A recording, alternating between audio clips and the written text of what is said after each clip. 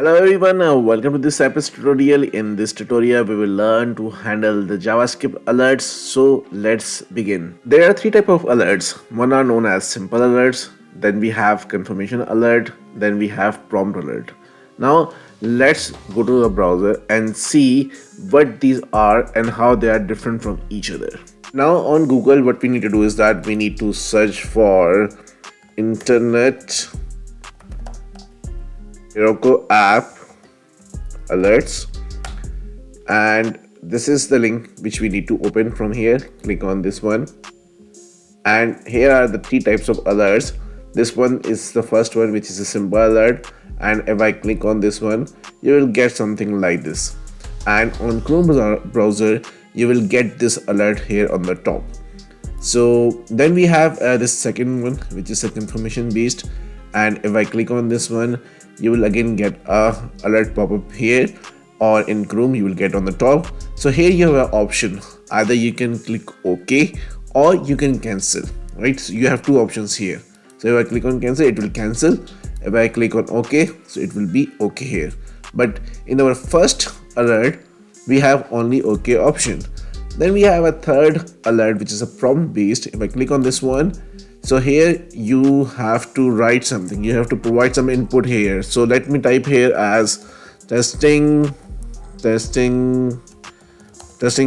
So if I do this here and click on OK, so you have provided the testing funder here in this particular prompt. So these are three alerts which we need to handle in the Cypress. Now let me go to the Visual Studio Code here, and let me create one class or file here. So let me name it as handling alerts.js, and first thing I'll do is that I'll copy the basic code of line from our previous examples. And the first thing we know that we need to use a describe block. So inside the describe block, what we are doing is that we are learning how to handling of alerts in Cypress, and we know that we need to use a callback function here, and this is the body of callback function. And then you know that in order to write a test, we need to use a it block. And again, so let me start with the very basic alert, handling of basic alert. And again, we need to use a callback function here, and this is the body of callback function. So the first thing we need to do is that we need to visit a website. So for that, we will be using cy.visit, and here we need to provide a URL. So let me copy this URL and paste it here, and that's it. So first let's execute this one and see what happens. For that, let me open the test runner here, and we need to open this particular JS file, which is handling alerts.js. So let me click on this one, and it will open the browser, and it should open this particular URL where we have actually these three different type of alert here, right? So we have successfully landed on this page. Now by default, Cypress has a different behavior in terms of handling this particular pop-up. So what happens is that as soon as I click on this one, it will automatically get handled by the Cypress, right? Now this means that if you click on, you won't see any kind of click and pop-up when actually Cypress is clicking on this one. So let me go here, and before that, let me inspect this one and get this element, copy this one from here and go back here, and simply after visiting this one, dot click. So that's a simple thing, and you will see that Cypress will automatically handle this kind of alerts, right? So let me save this one and see what happens. It will go to this particular website, it will click on this one, but you didn't see any kind of a alert pop up here. The reason is that this is how actually Cypress is handling. in actual Cypress clicked on this one. That's why we have this, you have successfully clicked an alert. So basically we got the alert, and let me go back and let me show you. So if you click on this one, after clicking on OK, then you will successfully clicked on alert. So this whole mechanism is done just by triggering the alert or clicking the alert. Now this is not sufficient as an automation engineer. So what we need to do is that we need to verify that if user click on this one, we are getting this IMJS alert, right? Let me copy this text from here and click OK on this one. Let's go back to this our test, and now this is not a simple thing. We need to trigger an event and we need to fire an event using a method called on, and that will actually trigger an event window with the alert, right? So for that we need to use cy.on, and what we need to provide here is that we need to provide that window alert. So window colon alert, then we need to use a function here, call by function, and here I'm using a text in order to copy the text, or we need to provide a variable here which will be using to resolve the particular value. So here what I'll do is that I will be using a arrow function here, and inside the arrow function what I'll do is that I need to provide my line of the code, which is my assertion expect, then what I'm expecting alert tags. This is a variable here. I need to provide alert tags dot. So there are multiple ways to assert this text.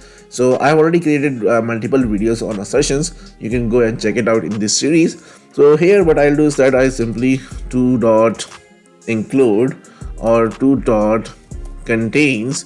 So I can use any of those, right? So contains, and let me provide that particular text which we are expecting from the alert. So let me go back here, let me click again on this one, let me copy this text again from here, and what I need to do is that I need to go here and provide this text here. So we are ready, but we are getting some kind of a syntax here. So yeah, so basically we need to remove this small bracket from here, and this needs to be used here. Yes, now let me save this one and see what happens. Now this text should be asserted, right? And we got this asserted successfully. Now let me create another test, and now this time we will be getting this click for JS confirm. For that, let me go here and let me copy this complete block of code, and let me copy this complete block of code and paste it here. And here what we'll do is that handling of confirm alert, and we don't need to open the URL again, so we will remove this line from here. And the first thing we need to do is that let's go with the clicking on OK thing, right? So if I go here, click on this one, then click OK. So this is what we need to do in the second test. So simply let me go here, and for this simply we need to trigger the event just like we did in our first test, and then we need to click on OK or the confirm. So simply in this particular line, for this particular line, what I'll do is that I'll go here and let me inspect this confirm button. Let me copy this from here and go back here, and let me paste it here, right? Let me paste it here, then we'll paste it completely, right? So let me comment this one. Now this is the child, right? So first we will do click on this just like we did in our first test, and then again trigger an event. So simply I'll remove this line of code from here, and here instead of alert we have one method called confirm here, and here instead of using the alert text, what I'll do is that I will use accept, confirm, and that's done simply. And after that, again, we can we can assert this one, right? So for that, simply let me go here and see what text we are getting on clicking OK. So basically, right, so I am a JS confirm, right? Let me click on this one. Okay, so this is okay, we need to assert, right? So let me comment this one, and just let's simply run this one and see what happens. So it will go, and yes, our both test cases passed. This is our first test case, and this is our second. I am a JS confirm. So let's now assert this thing. Simply go back and let me uncomment this one here, and let me provide this text here. So let me go here and let me provide this text here. I am a JS confirm, and I need to move it here, and that's it. Let me copy this one and paste it here and save it. And now let's run this one, and you see our both test cases got passed successfully. Now let's move towards the third test case, where after clicking on this one, we have to click on the cancel here, right? So simply again, let me copy this complete block of code from here and paste it here, handling confirm alert, and here let me type OK, and let me type here as cancel here, so that we are canceling this one. And here what we need to do, how we can cancel this one, right? So simply I can directly, instead of clicking on this one, I can directly trigger an event here, and here I can simply say return me false here. For this window confirmation, return me false. So let me name it as cancel pop up, and here this is again a name, so you can specify anything here, right? And what I need to do is that simply once this event will trigger, I will ask to return false, and that's it. So return false will basically actually click on the false thing, right? Actually it will click on the cancel. So let me save this one and let's see what happens. So all test cases got executed, and here we got the cancel alert. But let me check one thing here, because we haven't clicked on the cancel, right? We just doing this one, right? We are not getting any information what exactly happened with this button, right? So simply what I'll do is that cy dot get. So simply cy.get, basically again let me copy this line from here and paste it here. And once I'll do this, right, now what I can do is that I can click on this one and click on cancel. So I can actually refer this result in order to confirm my cancellation event. Okay, so simply what I do is that let me go here and let me inspect this result. So this is the hash result. So simply cy dot get, and we know that this is a hash result. So this is a CSS hash result, and hash result, then what this result should and have a text, because it's a text, have dot text. I'm just putting a session here, and what text we are expecting here. So let me go here and let me copy this whole text from here and paste it here. So this is the text we are expecting in this particular case, right? So let me save this one and see what happens here. And yes, everything is working as expected. So now the one thing I need to do is that here is basically what I am actually need to do is regarding the prompt here. So regarding the prompt, again, let me copy one thing here. Let me copy this complete code from here and paste it here. And simply what I need to do, so what I need to do is that here, this is basically, there's no direct support in the Cypress in order to type something into the prompt. So what I need to do is that I need to use the JavaScript or the Cypress stubbing concept in order to create a prompt stub and ask that stub me to return this particular text what I supposed to input.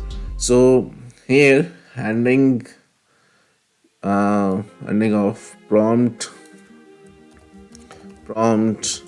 alert, and here the first thing I need to do is that I need to handle the prompt. So let me remove this whole code from here and simply cy.window, and then we need to resolve a promise, and it should contain a function. It's a callback function, and here I'm providing a name called prompt alert, and then we have a body of this function. Now the thing we need to do is that we need to create a stub or using a stubbing concept. So stub Windows prompt, and here simply cy.stub, and what we need to do, we need to stub this prompt alert, right? Let me copy this from here and paste it here, and again we need to tell that this is a type of prompt. So prompt and then dot returns, simply we have returns, and what it should returns, let me add here like testing funda tutorial on handling alerts. So this is the text, right? So what I will do is that this stuff will actually invoke this prompt, and then it will actually return this text, right? So now what I need to do is that go back here, and stubbing is done. Let me go here, take this one here, let me copy this one from here and paste it here. Then again what we need to do is that we need to click on this one, and that's it. And after that we need to verify. So cy.get, and we know that the result is in basically hash result now dot contains, and what it should contain here is basically this line, right? Let me copy this one and paste it here. So that's it. Let me save this one and let's run this one. So it will start executing. All tests completed. Testing funda tutorial on handling alerts. We got this text entered successfully, and here you see that it contains this text as well. So this is a stubbing. So here it got stubbed, where we are actually prompting I am a JS prompt. So that's how actually we can work with the different type of alerts in Cypress. Thank you so much for watching this tutorial. If you like our content, then do like, comment, share and subscribe our channel. Once again, thank you so much and see you in the next tutorial.